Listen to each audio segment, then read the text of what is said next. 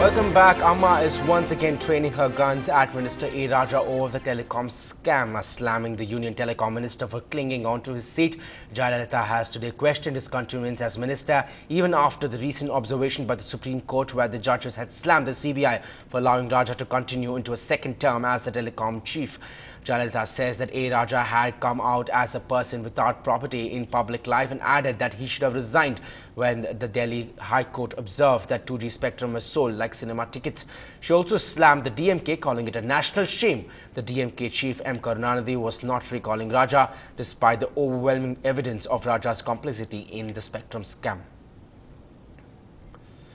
Meanwhile, Amma is facing trouble from within the party after the AIDMK chief went in for a major reshuffle with the party to spruce it up for the 2011 assembly elections. A fresh wave of protests have unfolded at Poets Gardens residence of J. Jayalalitha. 3 former AIDMK office bearers and the supporters protested against their removal at Jay's residence this morning. Nearly 1,000 supporters of recently sacked AIDMK functionaries demanded they be reinstated in the party. Some of them were also condemning the sacking of former District Secretary Shekhar Babu and have submitted a petition to Ms. Jayalalitha. Well, for more on that, we are now joined by senior correspondent Peer Mohammed, who has been tracking the AIDMK for a while now. Peer, many would look at this revolt, so to say, within the party. They would look at this and say that Jayalalitha might have put up a great show at the recent rallies across the state, but this is something which she still has not been able to control. Yes, Ram, this is not new to Poets Garden. If you look at the recent reshuffle the ADMK has gone through from North Chennai to Thoothukudi, wherever the ADMK has suffered defeat in the 2009 Lok Sabha elections, particularly North Chennai, which is considered a fortress of the ADMK. They suffered defeat. The ADMK supported candidate CPA State Secretary D. Pandian suffered defeat. And in the wake of that, this reshuffle, that North Chennai District Secretary Shekhar Babu, who is having quite a lot of popularity, but because of groupism, he was sacked from that district secretary post.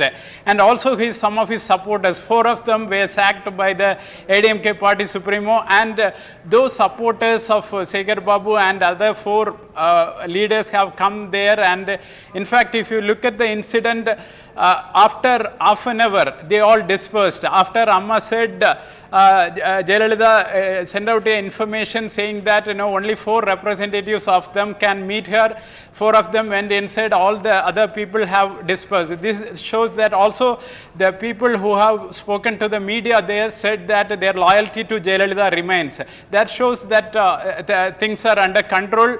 But this could, in fact, if it is widespread, that could spell danger for the ADMK in the upcoming polls.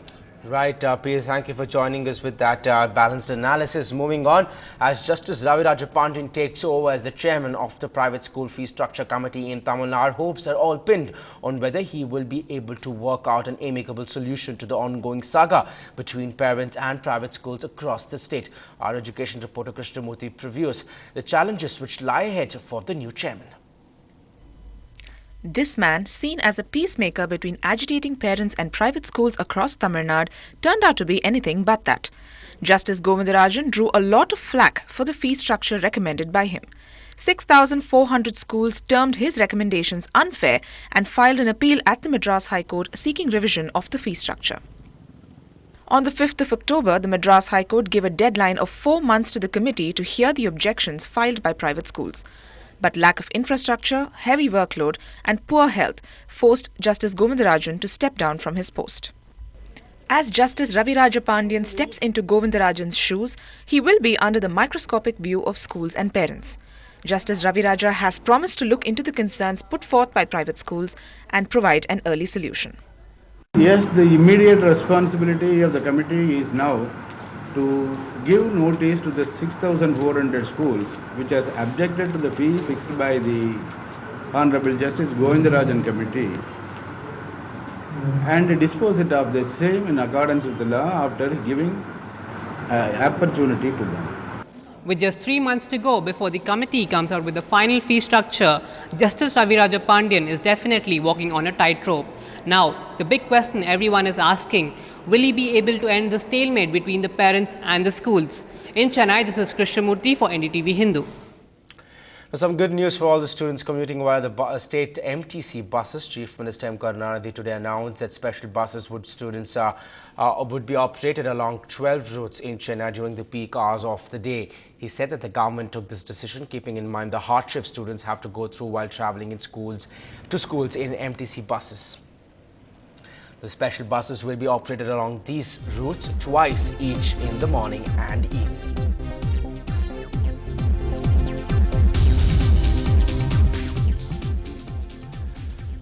As the controversy over Mumbai's Adarsh Housing Society rages on, NDTV has learned that the Army and the Navy wanted the government to take over the building in August this year, saying it's a security risk. The 31-story building seems poised to expose a careful conspiracy between Army officers, bureaucrats and politicians to help themselves to flats that were meant to largely be reserved for war widows and veterans.